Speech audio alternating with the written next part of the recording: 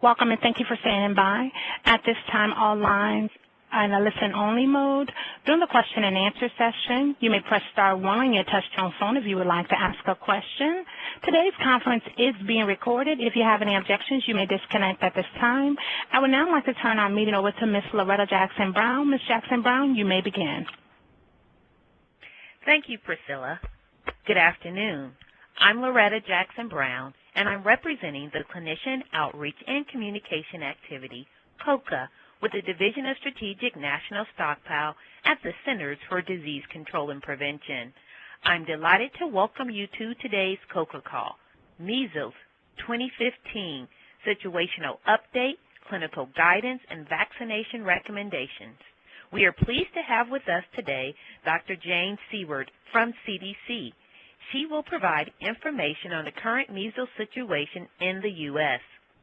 There is no continuing education provided for this call.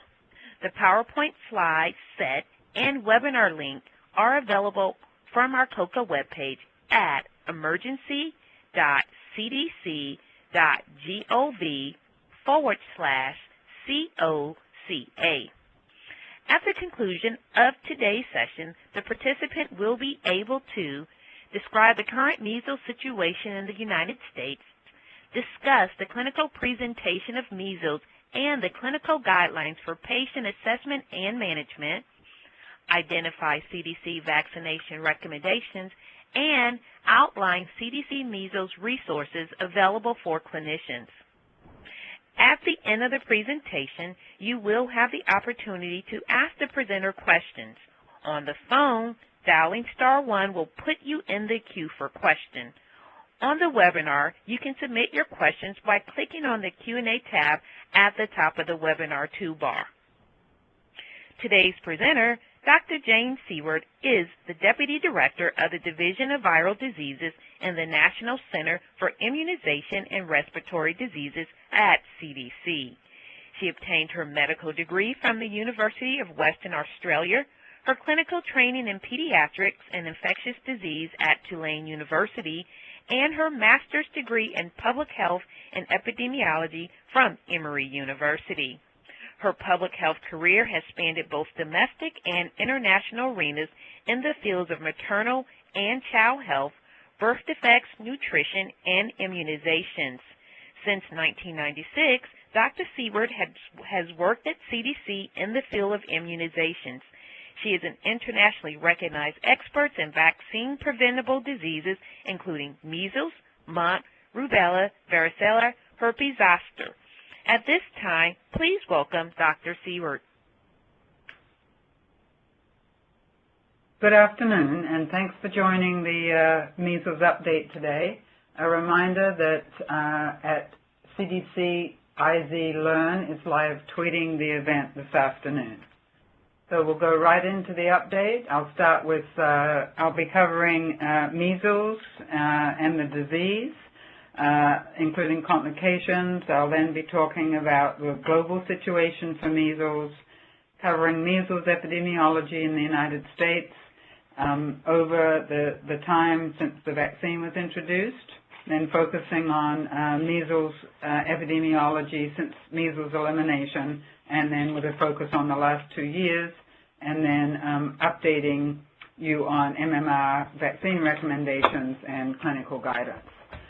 So as you're all very well aware, I think, measles is a febrile rash illness caused by the measles virus. It's very highly transmissible, transmitted via respiratory droplets and aerosols, so it can be spread easily by coughing and sneezing, especially. If anybody is in a room, you're very likely to come down with measles if you're susceptible.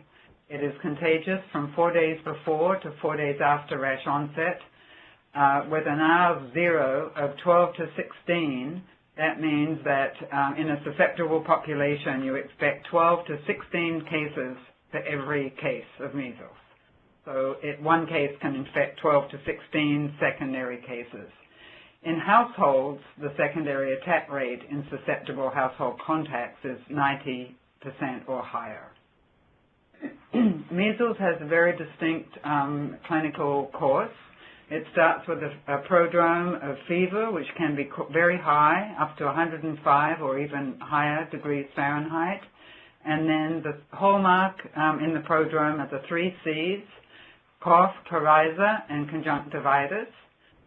Coryza is runny nose, and conjunctivitis is runny eyes or red eye, pink eye.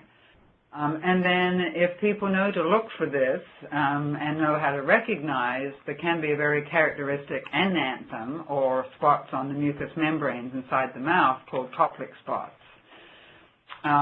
Then the prodrome is followed by a rash or an exanthem about 14 days after exposure. That incubation period, though, can range from 7 to 21 days.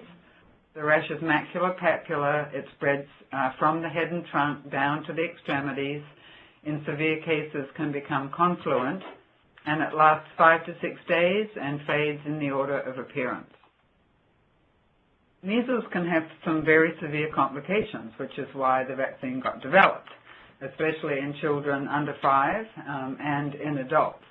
So quite commonly, it can cause diarrhea, otitis media. It can cause viral and bacterial complicated pneumonia. Encephalitis occurs at a rate of about 1 per 1,000 cases. And even now, in 2015, in developed countries, measles has a mortality of about 1 to 3 deaths per 1,000 cases. And then perhaps what not as well recognized is the late effect of measles in causing subacute sclerosing panencephalitis at a rate of 1 in 100,000 cases 7 to 10 years after the measles infection. And often that's hard to diagnose because people don't think about it with measles cases acquired, a decade before. And that's usually fatal. The measles disease burden in the U.S. in the decade before the vaccine was licensed, we had 500,000 reported cases annually at that time, but there were 3 to 4 million estimated cases. Essentially, every person got measles during their lifetime. Of the 3 to 4 million cases, 48,000 were hospitalized. There were 4,000 encephalitis cases and 450 to 500 deaths on average every year. Most of those were in healthy children. On a global scale, measles was a huge cause of death and disability, estimated to cause 2.6 million deaths a year in 1980 at the start of the expanded program on immunizations. Due to a very accelerated program for measles control and elimination, there's been a 75% decrease in estimated deaths from 2000 to 2013. Nevertheless, there are still 400 deaths occurring a day around the world, just to give you an idea of the extent of measles mortality still. So measles does remain a leading cause of vaccine-preventable deaths in children less than 5. In those children, too, it can cause all the complications I discussed, including blindness, often complicated by vitamin A deficiency. There are still a lot of measles in the world, despite the tremendous advances in measles control and elimination. There are an estimated 20 million cases a year, and this is very relevant to us, as you'll find out later, in our post-elimination status in this country, because those cases come into the U.S. on a regular basis. So this slide shows reported measles cases, which is a gross underestimation of the amount of cases that actually occur, but gives you an idea of the measles cases reported from the different WHO regions. So the Afro region, Southeast Asian region, American region, EMRO or Eastern Mediterranean region, European region in red, and the Western Pacific region in this brown color. And this shows you that, over the years there's been a difference in where measles predominated around the globe. It has remained endemic in some countries, but there was a lot of measles in Europe back in 2010, 2011. We had a large number of importations of measles in 2011 into the U.S., and a lot of those were from Europe. you'll see over the last 12 months there's been a huge number of reported cases from the Western Pacific region, and last year we saw 25 separate importations from the large outbreak in the Philippines. This slide is just to highlight a large outbreak that occurred in France over the years of 2000 and mainly 2010-11, but just to show you that there were very few cases being reported in France in 2008, and then suddenly there was this huge outbreak. And so I think we need to be very cautious that we achieve and maintain our high coverage so that we don't get reestablished endemic disease transmission. France had more than 20,000 cases and 10 deaths over this time period. In the United States, the measles vaccine was licensed in 1963, and you see that there was a dramatic decline in cases after that, with some peaks again in the 1970s, late 70s, and then again around 1990, where we had large outbreaks of measles in inner city, large urban areas in the U.S. In 1989, we had the second dose recommended routinely for children, and in the year 2000, we had measles elimination declared in the U.S. This is the same data showed as an incidence slide, so just accounting for population changes in population numbers over time. And so you see that the number of cases we had in 2014 was well above the line that we like to see for measles elimination, a line of 1 case per million population. And this incidence rate was the highest incident rate we'd had since 1994. So measles was declared eliminated in the year 2000, and that status was achieved due to our very high 2-dose vaccine coverage, our high-quality measles surveillance and response, and also to improve measles control in the WHO region of the Americas, which resulted in us getting far fewer importations from countries that threaten to spread. And also to highlight that elimination does not mean gone forever. It just means that it's not endemically transmitted in this country year-round, but we can still get imported cases. We still expect to get imported cases every year, and we get limited spread from some of those cases. Just to highlight, this is a paper by somebody in our group, Amy Feibelkorn, published in 2010, that summarized the first 8 years after measles elimination in the U.S., showing that the highest incidence of disease for measles was in the infants 6 to 11 months, and then in children 12 to 15 months. By far, they had the highest incidence, and almost a third of the infants 6 to 11 months were unvaccinated and traveled abroad. So these children should have been vaccinated in accordance with our recommendations, and almost half the 12 to 15-month-old cases were also unvaccinated and traveled abroad. So they didn't get their first dose, or they should have had 2 doses before they traveled. So just remember, that sort of is in keeping with the highest susceptibility. Babies less than 6 months may have some protection from maternal antibody, so the greatest risks of susceptibility are in the age groups where we see the highest incidence. So this slide shows measles reported cases from 1966 to 2014. From 2001 on, we were able to break the cases into those that are importations and those that are not, in the yellow. So red imported cases, have varied from year to year, and you'll see those summarized on the next few slides. You can notice that in the last few years, we've certainly seen a trend for an increased number of reported measles cases in this country, which is concerning. Last year, because of, we did a Coca-Cola a year ago, and at that time put together, or soon after that, put together this infographic to remind people that when measles happens anywhere in the world, it can travel and spread to the United States. And so you need to be vaccinated before travel, but you can also acquire measles here. if you get exposed to a traveler or to an outbreak in your community. So now I'll summarize measles epidemiology in the first 11 years, actually, following declaration of elimination. We had a median of 60 cases reported a year, with the range as you see there. We had 33, so half of those cases, or a bit more than half, 33 a year, were importations. Most of those were not people that traveled here from overseas. They were our own residents who traveled abroad and weren't protected. So we can only blame ourselves for these importations. 25% of cases were hospitalized. We had 2 deaths in approximately 1,000 cases, so just in line with the risk that I quoted earlier. The incidence was less than 1 case per million, except in that year of, every one of these years, the incidence was less than 1 per million. Most of the cases were unvaccinated, 65%. 20% did not know their vaccination status, and 15% were vaccinated.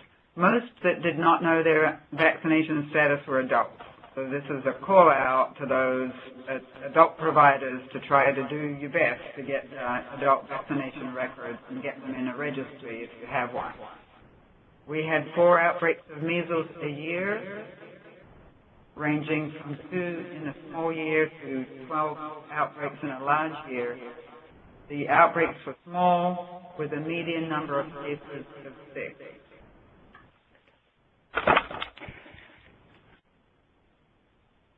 So going on to the next 4 years, 2011 to 2014, we had a much higher number of cases reported, of 205, or a mean of 277, and the number of importations and outbreaks is shown here. You can just read those, but we had more importations each year and a large number of outbreaks in 2011 and 2014.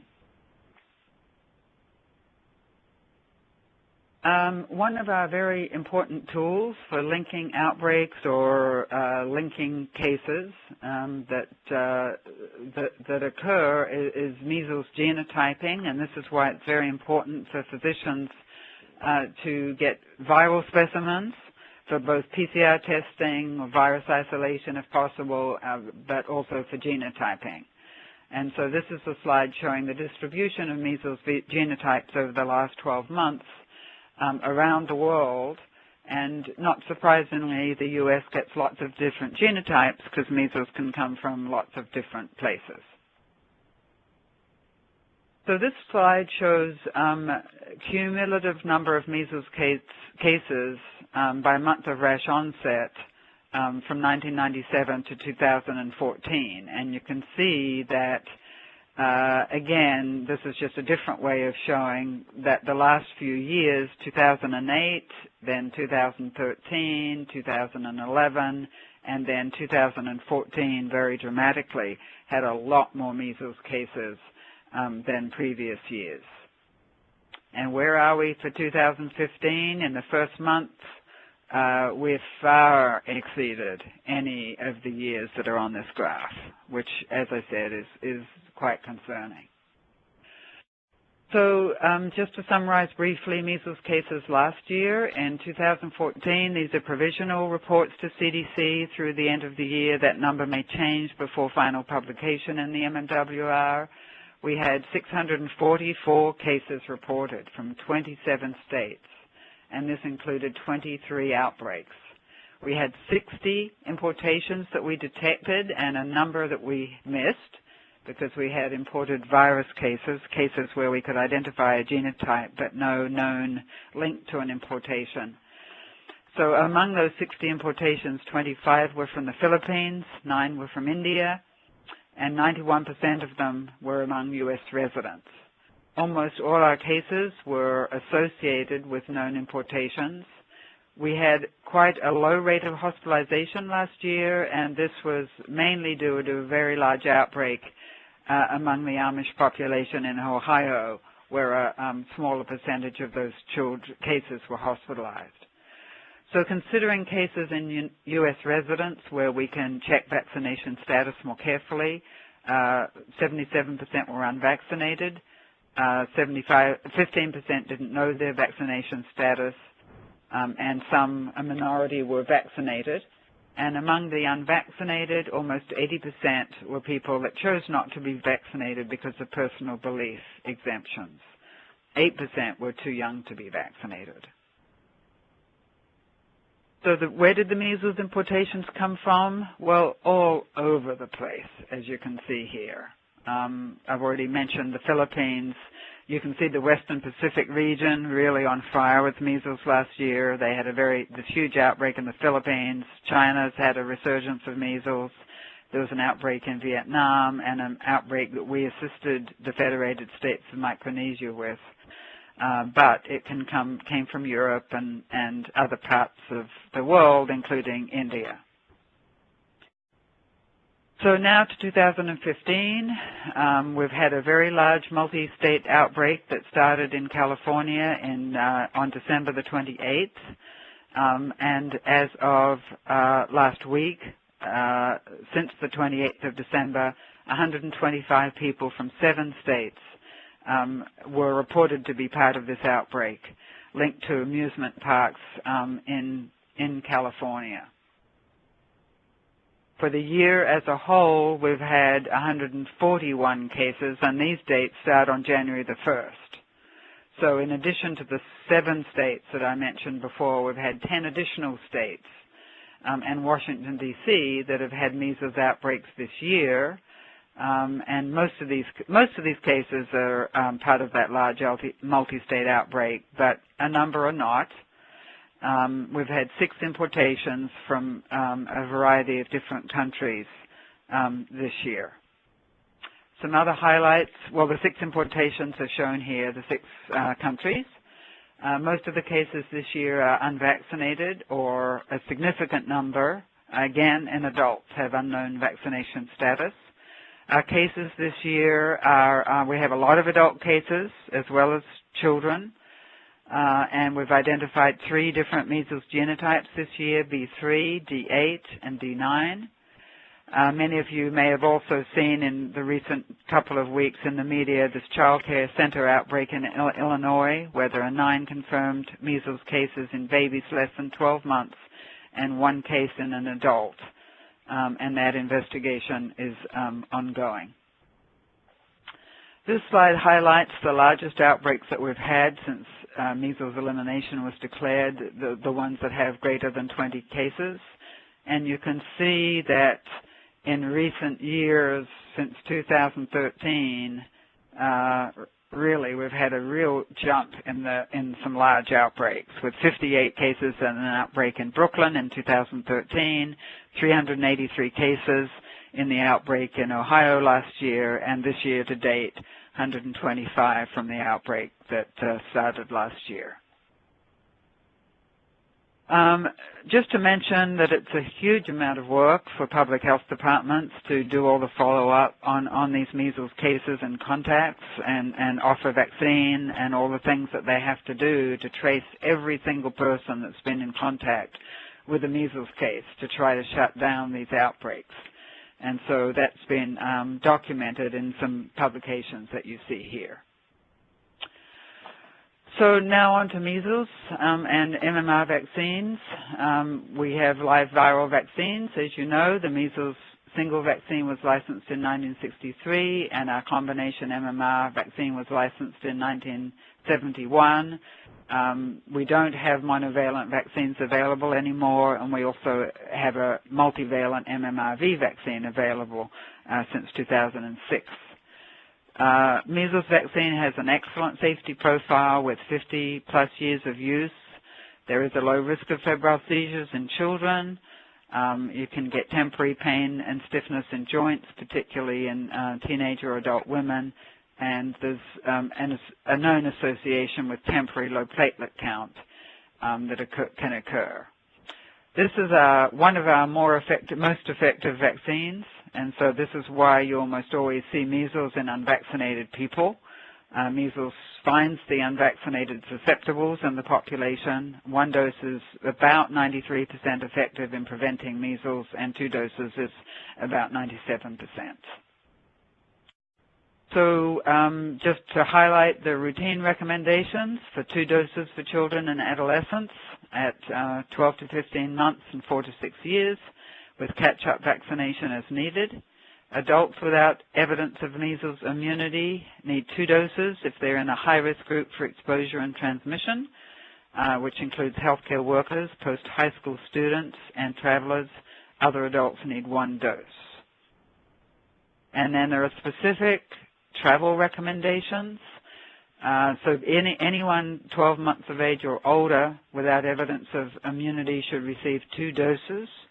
So this includes providing an early 2nd dose to children prior to 4 to 6 years, and includes adults who have only received 1 routine dose in the past. Additionally, and this is an important recommendation that many physicians and pediatricians are not fully aware of, that children aged 6 to 11 months should receive 1 dose before they go abroad, and then they'll need, that dose is not considered a valid dose, they'll need 2 other doses after 12 months. So just to highlight here that we have achieved and maintained reasonably high vaccine coverage among children at age 2 years or 19 to 35 months, and among teenage children with 2 doses. So 92% of our 2-year-olds are vaccinated with 1 dose, and about the same percent of adolescents. The other side of that is that 8 children out of 100 are not vaccinated on time with their 1st dose and are susceptible to measles. So that's at the national level. At the state level and at lower levels, you do get more granular data that can highlight some clustering of people that choose not to vaccinate. And this is a paper published in 2012. The data are now 3 years old, and so these rates have undoubtedly continued to climb, especially showing here that although exemption rates remain fairly low overall at 2% for the country, excluding the 2 states that don't allow any non-medical exemptions, these rates varied. They were much higher in states that allowed philosophical exemptions than states that had only religious exemptions. And then for states that allow exemptions, the exemption rate is much higher in states that have an easy exemption policy. That can mean just signing a form for the parent. That can be easier than going and getting the records, as opposed to states that have a difficult exemption policy, where the rates were very similar, actually, to religious exemption-only rates. And so there has been some interest, I think, in states in looking at their policies, especially the ease or difficulty of getting these exemptions. So if measles is, it's very important to suspect measles and to diagnose it as quickly as possible, because a rapid public health response can help prevent spread. We're aware that many U.S. healthcare providers have never seen a case of measles because of the success of our vaccination program. And because of that, they may not recognize a case, and delay in diagnosis can really contribute to transmission. So we urge providers to consider measles in the differential diagnosis of febrile rash illness. If you're thinking Kawasaki's, you should be thinking measles, especially if somebody's traveled abroad or have been in contact with somebody that's traveled abroad or hasn't is unvaccinated. So Kawasaki, scarlet fever, dengue. If somebody comes back from overseas, think measles before you think dengue, because that's much more common. Take a travel history.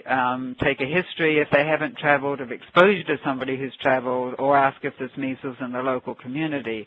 And be especially suspicious in an unvaccinated person. This is not to say, though, that measles cannot occur in vaccinated people, it can. So don't discard the diagnosis if you've got what looks like measles in somebody who's vaccinated. Still do the testing, etc.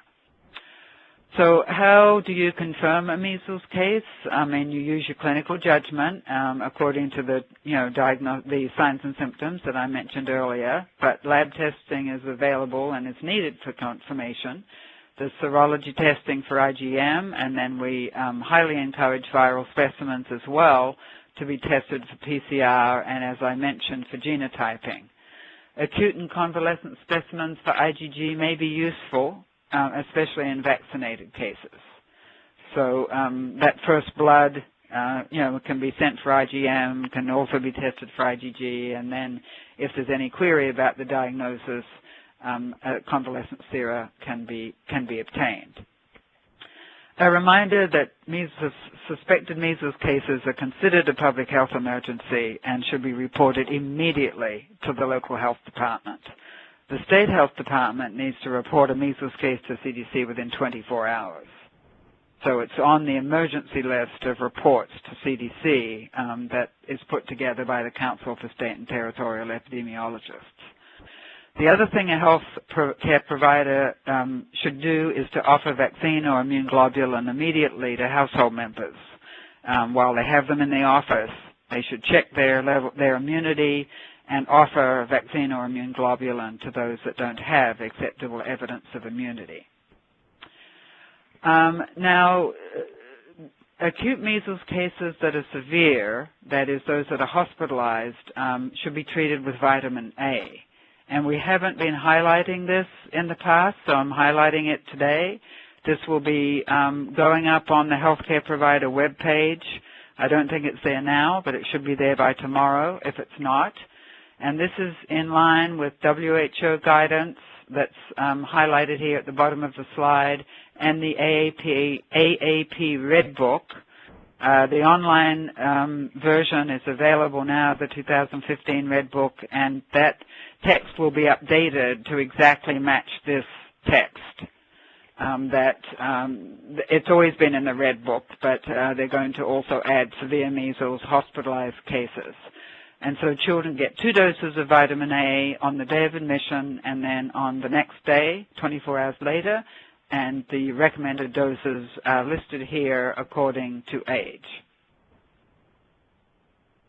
Public health response, I mentioned previously, cases must be isolated. They won't be seen until rash onset typically, so they should be isolated until 4 days after rash onset. As I mentioned, these cases have to be immediately notified to CDC by phone. We have to contact the CDC quarantine station if there's relevant travel. There's a lot of contact tracing to be done on planes and at airports. States typically alert physicians statewide and ask for enhanced measles surveillance throughout the state to look for additional cases. And then the huge amount of work that the state health departments start immediately is contact investigation and response efforts. If you see measles in your clinic, an ER or hospital setting, isolate that case immediately.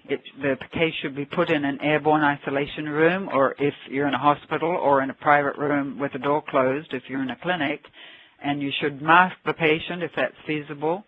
You should ensure that the healthcare person dealing with that case has evidence of immunity, and in hospital settings, respiratory precautions including N95 masks or PAPRs are required, even for those with evidence of immunity. Contact investigations are done by the health department, and those are everybody exposed during the case's infectious period, and that includes exposures in areas 2 hours after the case left, and that's a lot of work in hospitals, but that's very, very high priority.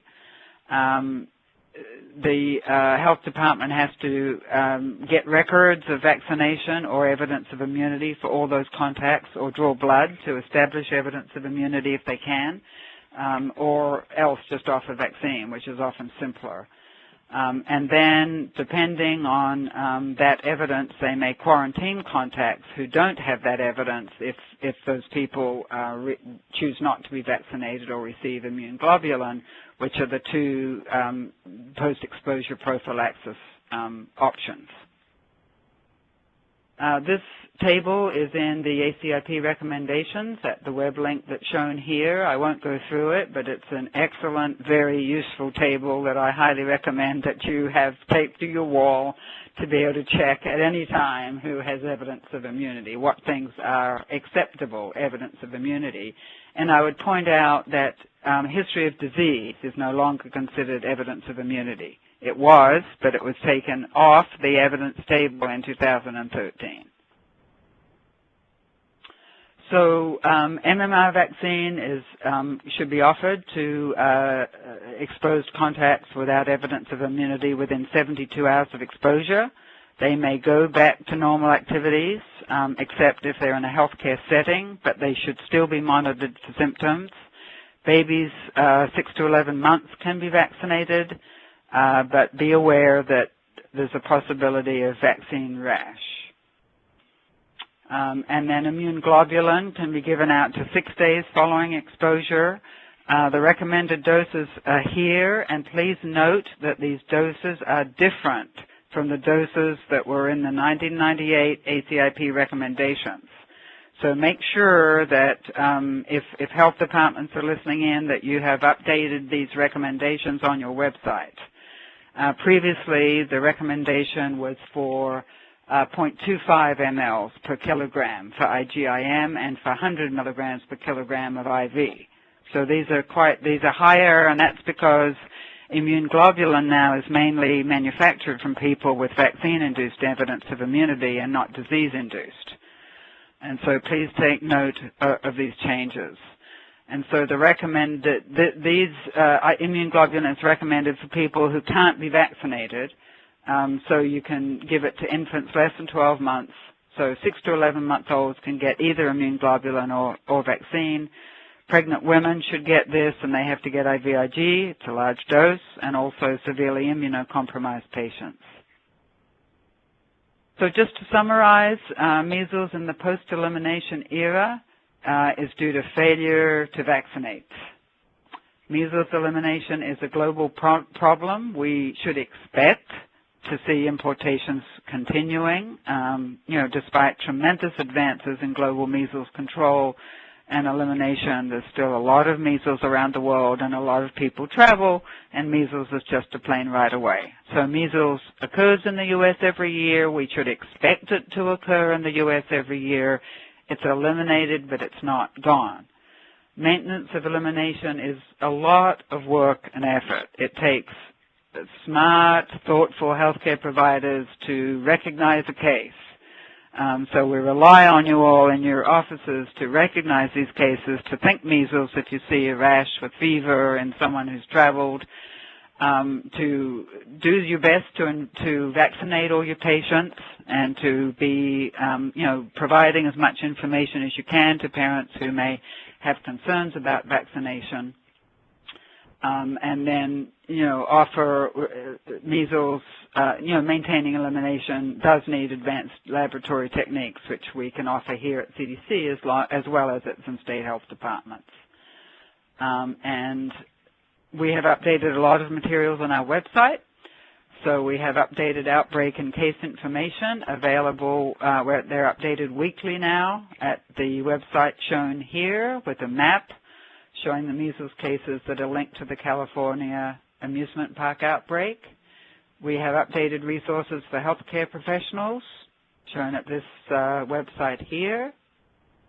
Updated, some more updated materials for healthcare providers, a net conference, Medscape video, children with measles video for those of you that have never seen a case.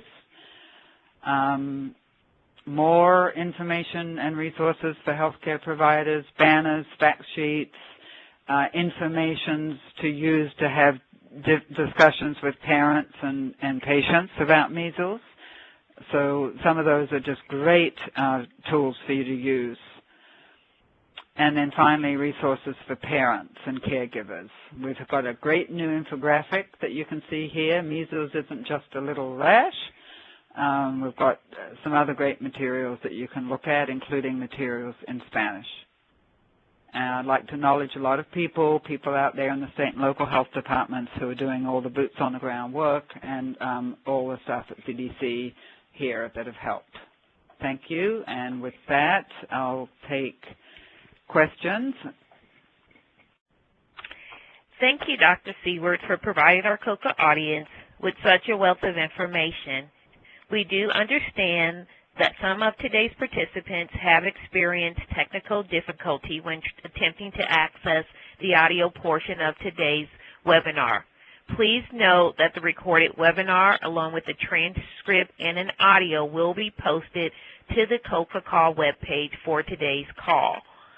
In addition, the PowerPoint slides are currently posted, and the website is emergency.cdc.gov/COCA. We will now open up the lines for the question and answer session. Joining us for the question and answer portion of today's call are Sarah Foster and Allison Fisher with CDC. Operator, we are ready for the first question. If you would like to ask a question, please press star 1 from your touch-tone phone. Please unmute your phone and record your first and last name, as this information is needed to introduce your question. Once again, if you would like to ask a question, please press star 1 from your touch-tone phone. If you wish to withdraw your question, please press star 2. One moment for our first question. And while we're waiting for the operator, we'll go ahead and take a question through the webinar system. Dr. Seward, do you foresee that CDC will recommend that children 6 to 11 months in age in outbreak settings in the U.S. get vaccinated with 1 dose of MMR? Yes, that's an excellent question. And CDC does recommend in specific outbreak settings where there's ongoing community transmission affecting that age group with ongoing risk of exposure. So children, babies 6 to 11 months have to be measles cases in an ongoing way to make that recommendation. And so we have not seen epidemiology in the outbreaks this year that would indicate that that recommendation is needed. That recommendation is typically made at the local level where they understand and the local epidemiology. So, for example, the outbreak in the child care center in Illinois, that affected one child care center. So it was very bad for those babies. All the babies who could have had IG would have been given it, but I don't think they knew in time to get that. But other babies exposed at emergency rooms, etc., were offered immune globulin. But there was no ongoing transmission in that age group, and so even that was not a cause to recommend that early dose. So you really need ongoing large outbreak with ongoing transmission affecting that age group. And that recommendation is a recommendation in the ACIP guidance, and so physicians can look at that and health departments can look at that in the 2013 ACIP recommendations and the wording that clarifies. It's not, there are pluses and minuses to giving that early dose. You can affect the immune response to a later dose, and so you don't do it lightly. Thank you. Operator, do we have a question on the phone? Our first question is from Allison. Allison, your line is open. Hi, this is Allison Hagwood from the South Carolina State Health Department.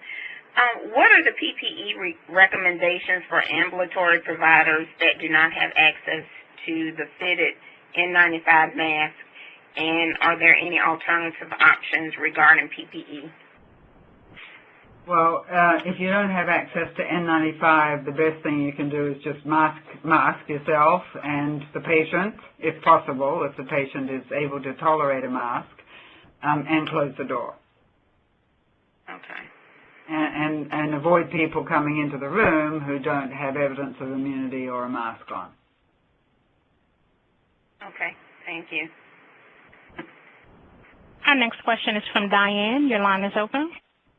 Yes, hi there. This is Diane Higgins calling from a rural area in western Nevada.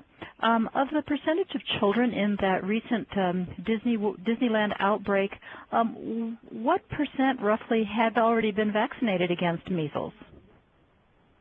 I don't have the breakdown for the children. I have the breakdown overall for the multi-state outbreak. So 13% of cases in that outbreak are 12% are vaccinated. Okay, so only 12% had been vaccinated. Yeah, and that's not a concerning number because most people in the population are vaccinated.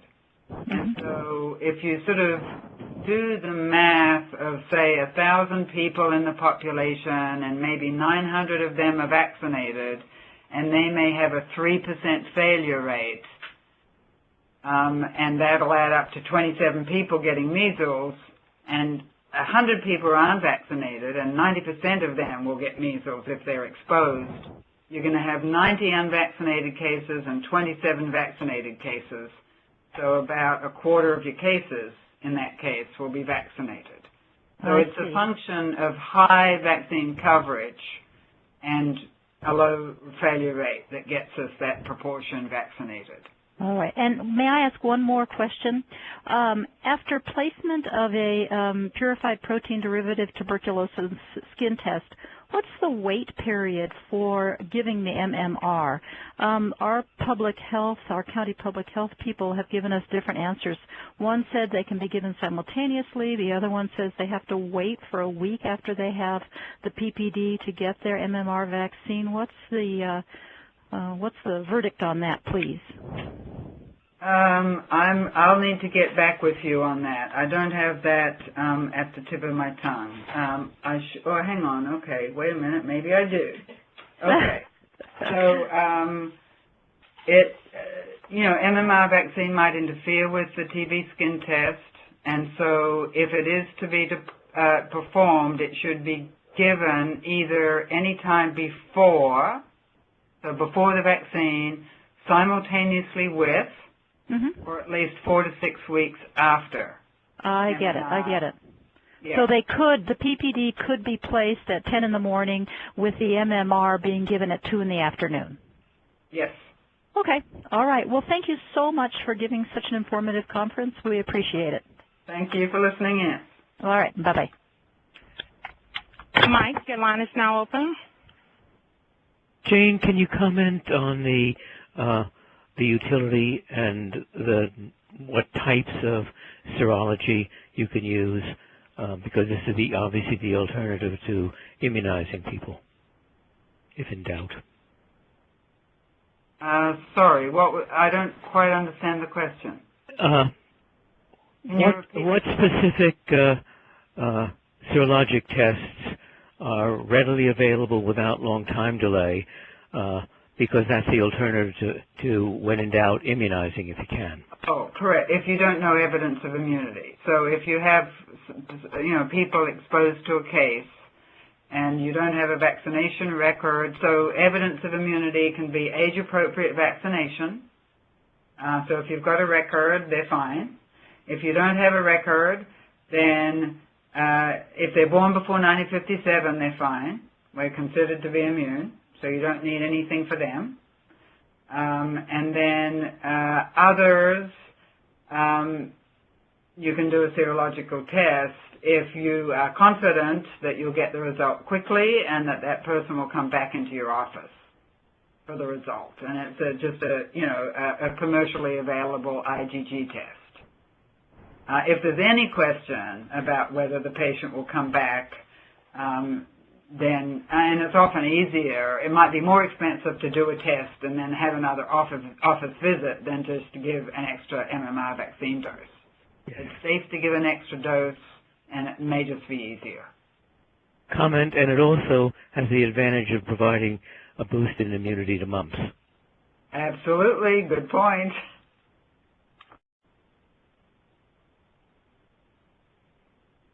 Our next question is from Sarah. Your line is open.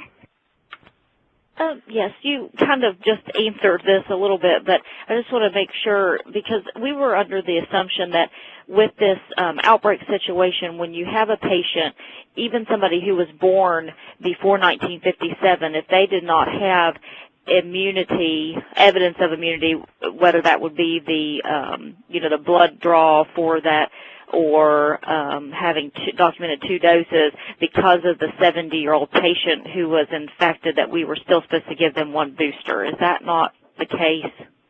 It's only healthcare workers that we worry about, that we do not accept evidence of birth before 1957 as evidence of immunity when exposed. Okay. So, very occasionally you'll get a case in somebody who's older, but it's not very often. And in healthcare workers, we just don't want to take any risk whatsoever. Okay, so that's the only cases, the healthcare workers. Mm-hmm. Okay, thank you. And Dr. Seward, before we go on to the next question, can we stay on healthcare workers for a bit? We have quite a number of questions in the webinar related to that same particular topic. So some of the participants want to know a little bit more detail about what they need to do with their healthcare workers if they've already vaccinated them. They're not showing signs of immunity. Do they need to go ahead and give a 3rd dose of MMWR?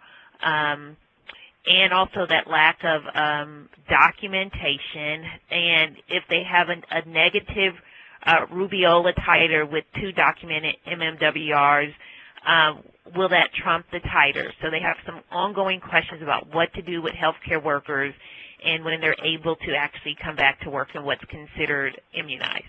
Right. Okay, so we do get this question quite a lot.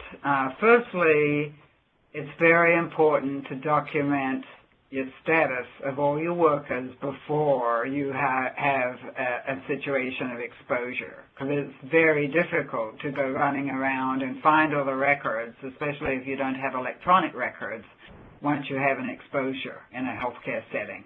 So it saves you a lot of time and money to be well prepared for that and have documented, easy to obtain, either electronically or in any other fashion, records. For healthcare personnel, documentation of vaccination is 2 doses of live measles virus-containing vaccines, or laboratory evidence of immunity, a serological test showing evidence of immunity in the past, or rarely lab confirmation of disease. That's not common, but if a healthcare worker happened to have measles disease and had it confirmed by PCR 2 years ago, that would count, right? And then birth before 1957, except in an outbreak setting. And so once you've got measles in your facility, if they have any of those things, the birth before 1957 doesn't count anymore, and so you've got to go and test people who were born before 1957, and that's why we recommend being proactive and actually knowing the evidence of immunity for those people, whether they have serologic evidence or not, so that you don't have to do it during an outbreak. 2 doses trump serology. And so there's no need to test after getting vaccinated. If you have any positive test in the past, that counts for now. If you go and test now, you don't need to test now. But if it's negative, you actually can rely on the 2 doses in the past, according to our formal recommendations. There's no recommendation for an extra dose for people who are seronegative. Thank you. Hopefully that helped to answer a lot of questions for today's participant. Operator, do we have any more questions on the phone? We have several questions. Liz, your line is open. Yes, hi, good afternoon. My question is regarding an outpatient setting. If we have a patient that the physician suspects that has measles, they collect the specimen and the patient is discharged home, what will be the instructions given to the patient? What type of isolation? How will we manage those patients at that point? And what type of You treatment? should call your local health department. They're the ones that will manage them from that point. So you tell your local health department before that patient leaves the office, you should call the health department and say, I have a suspected measles case. I've drawn the blood. I've sent it to this lab. And so they will work with you from that point on. And they would, you know, if it's highly suspicious, especially if the person is unvaccinated and traveled abroad, the health department will consider that a measles case as far as starting contact tracing immediately. They won't wait for the lab result. Okay. And so they'll tell the patient. We don't need to transfer the patient to the hospital at that point. They will give us further instructions. Yeah, you don't need to put in the hospital unless they need to be put in the hospital for medical reasons. You'll hand you'll let the local health department know, and they will work with you closely. They'll take over the telling the patient what to do as far as isolation, and they'll talk to the patient to track the contacts. And so the patient only needs to talk to you about their medical condition. Okay, thank you. Kimberly, your line is now open. Yes, so I was just wondering, in a healthcare facility and a measles patient were to present, if there's should be any consideration to the air circulation through the ventilation systems, if that's any risk to exposure? Absolutely.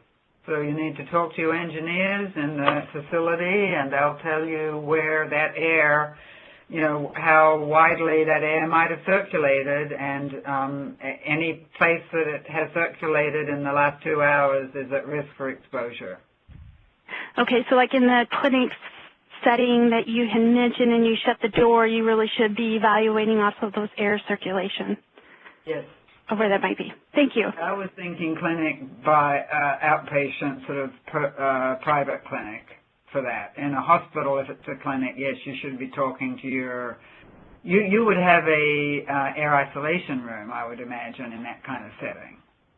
Right. I was thinking if they were, you know, if they come into the ER in that situation before we got them there.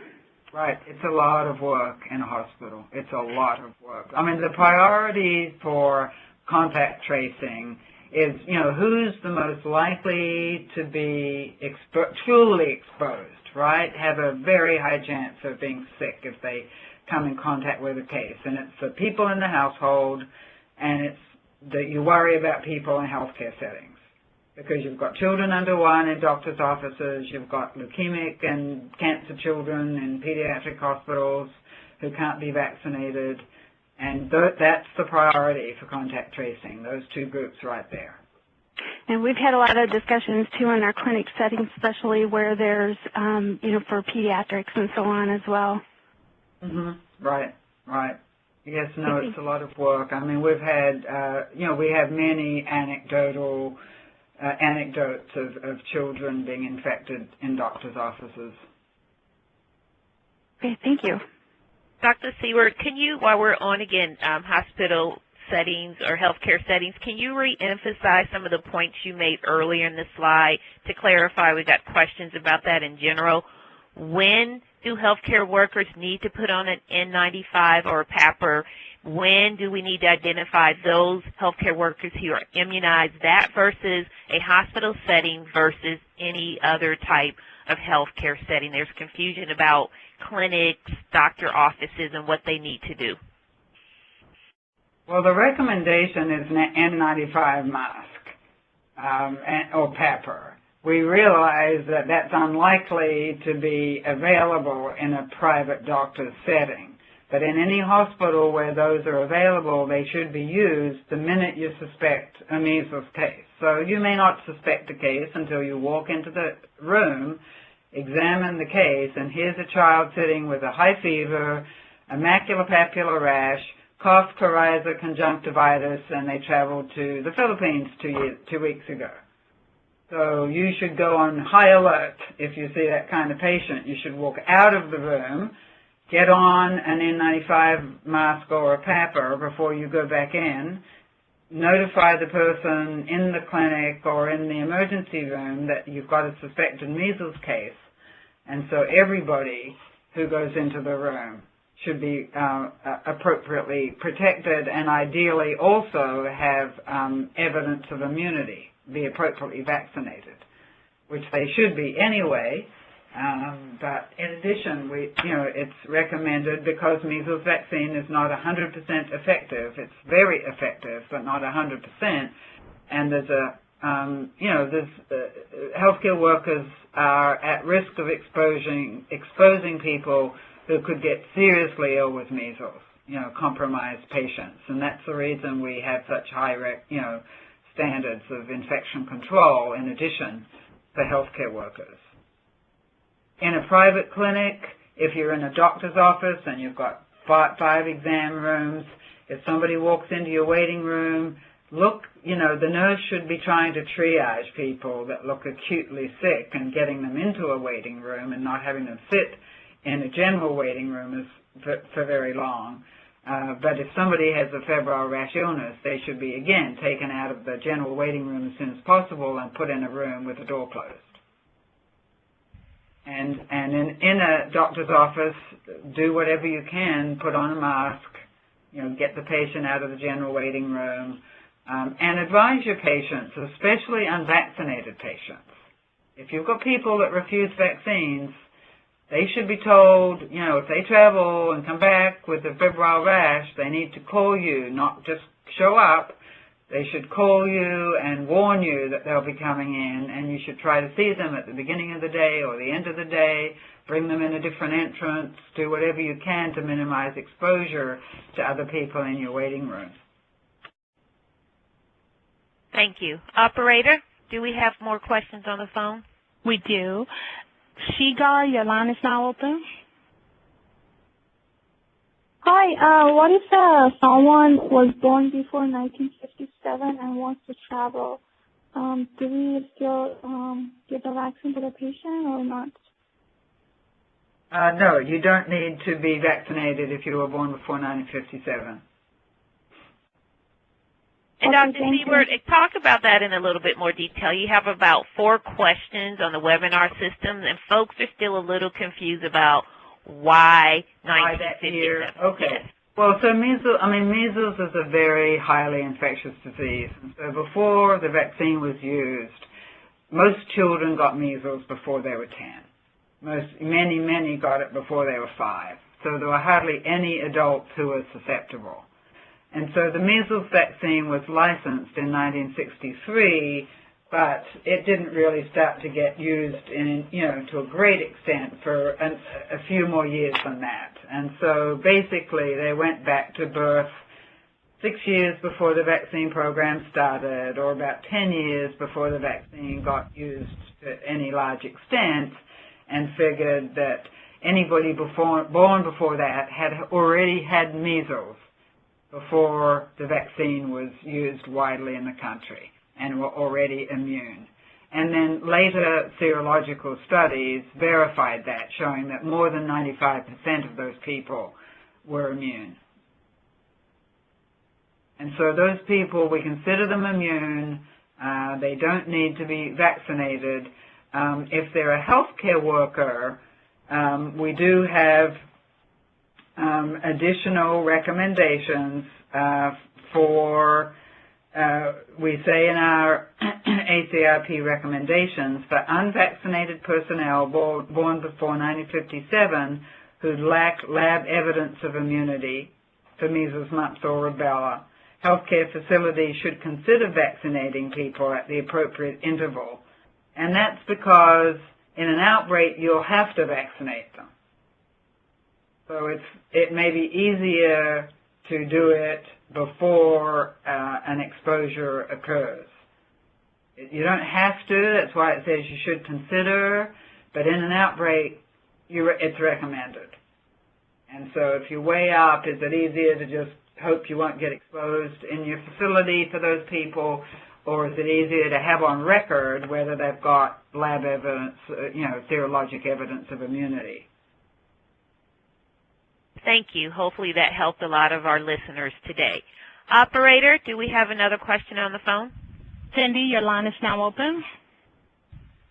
Hi. My question is, do you know what percent of the population needs to be immunized to have herd immunity when it comes to measles? We're trying to look at that in our community here in Waukesha, Wisconsin.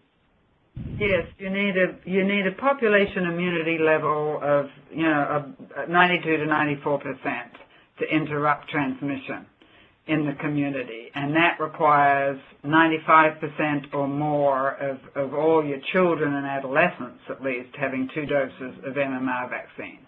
So you need very high coverage in the community to interrupt transmission.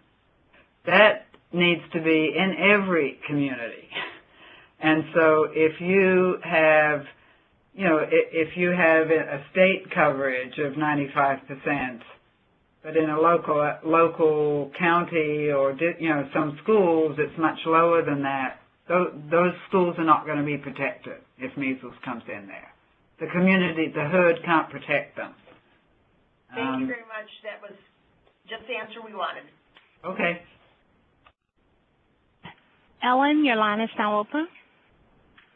Yes, I'm the state epidemiologist in Utah, and we had a couple of these cases, and we're looking at our philosophical exemption rule and whether we should make it more difficult or actually get rid of philosophical exemptions, and wondered if other states have tried to do that, what are the consequences of trying to do that are?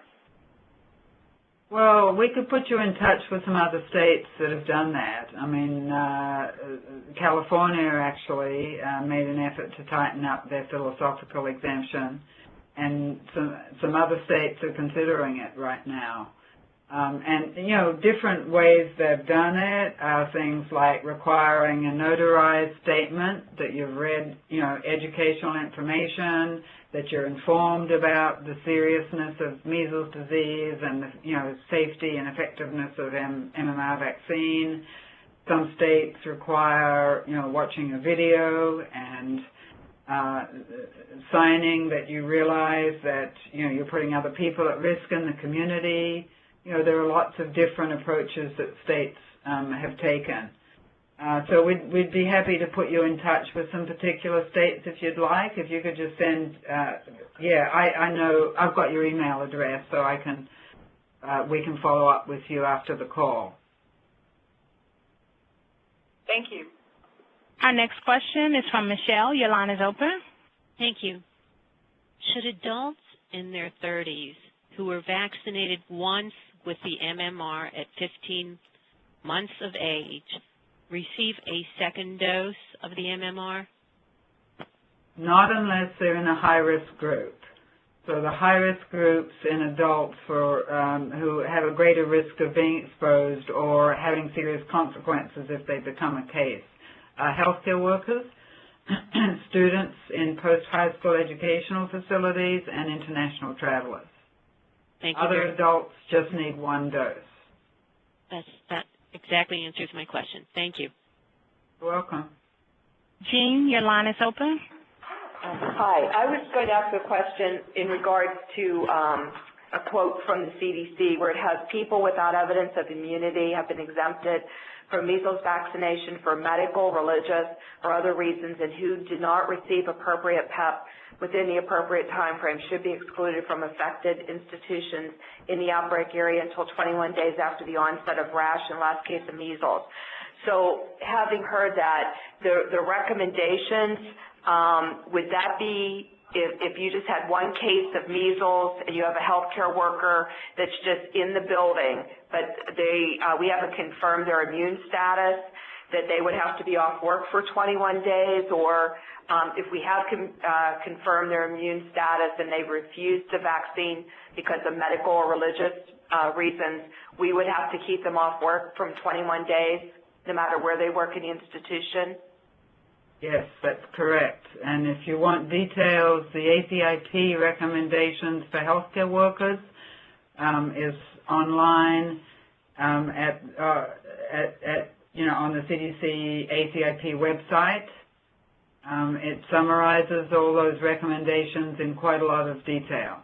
And just to tag on to that, we have a paper record, so we're going to be going through the process of prioritizing the areas to first go in and do titers if we don't have documentation of the vaccine status. Has there been anything written about any work restrictions or safe places to put these employees if you don't have their immune status till you go through this process? Like, for example, to exclude them from patient care? I mean, those decisions can be made at the local level. I mean, we defer to local state health departments and hospitals to make those tough decisions. I mean, we don't go into that level of detail. I think if people are excluded from patient care, that would seem reasonable, a reasonable compromise, if you're sure they are. But we don't go into that level of detail, I don't think, in the healthcare worker recommendations. Okay, thank you very much. Jeff, your line is now open. Okay, so this question is concerning just adults in the general population, not healthcare or other high-risk persons. The summary of recommendations for adult immunization state that for adults born after 1957, they should receive at least one dose of MMR if they have no laboratory evidence of immunity. Correct. But if a patient, an adult patient, states they've had measles, mumps, and rubella, that they don't have laboratory evidence, should they be vaccinated? Oh, sorry. I apologize. Why don't you finish? Okay, so it's an important question for health departments because, they operate under standing orders and they have to interpret this. And should they take that literally and say, well, if you don't have the laboratory evidence, you're indicated for a dose of MMR, even though they have, in their minds at least, reliable history of all three diseases. Reliable history of all three diseases no longer counts as evidence of immunity for us, per the 2013 MMR vaccine recommendations, the table on page 19 in those recommendations. That was removed from the evidence of immunity guidance because physicians don't remember what measles looks like now. Over the last 20, 30 years, there's been so few cases. And we don't necessarily trust. We heard a lot of anecdotal stories about healthcare workers in particular saying, oh, I had it when I was a child, and you just can't be wrong with healthcare workers. We need a very high level of evidence for immunity for healthcare workers.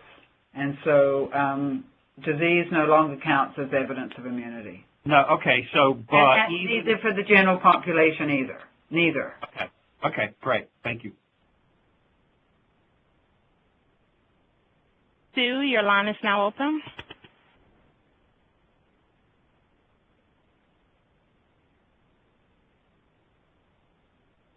Sue, your line is now open.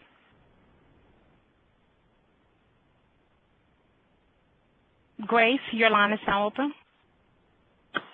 Good afternoon. We were wondering if in the vaccinated adults that you've seen in this most recent outbreak, if their clinical presentation is attenuated at all, or if it's a classical presentation.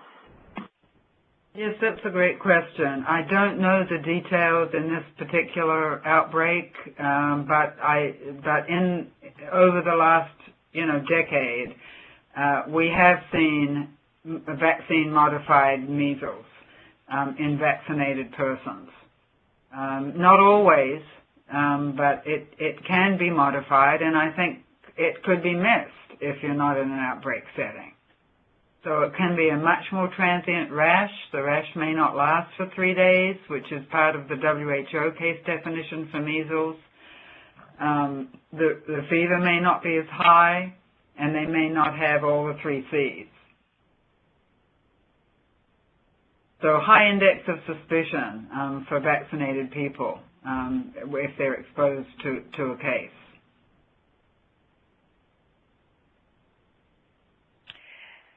Thank you. On behalf of COCA, I would like to thank everyone for joining us today with a special thank you to Dr. Seward. We invite you to communicate to our presenter after the call.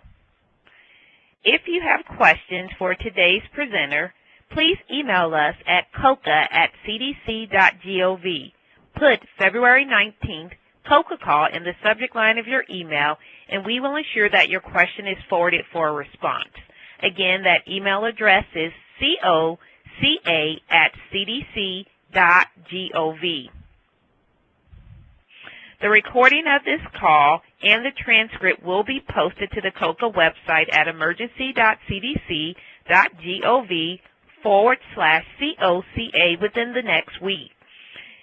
There were no continuing education credits for this call. Resources for clinicians related to measles are available on the COCA call webpage.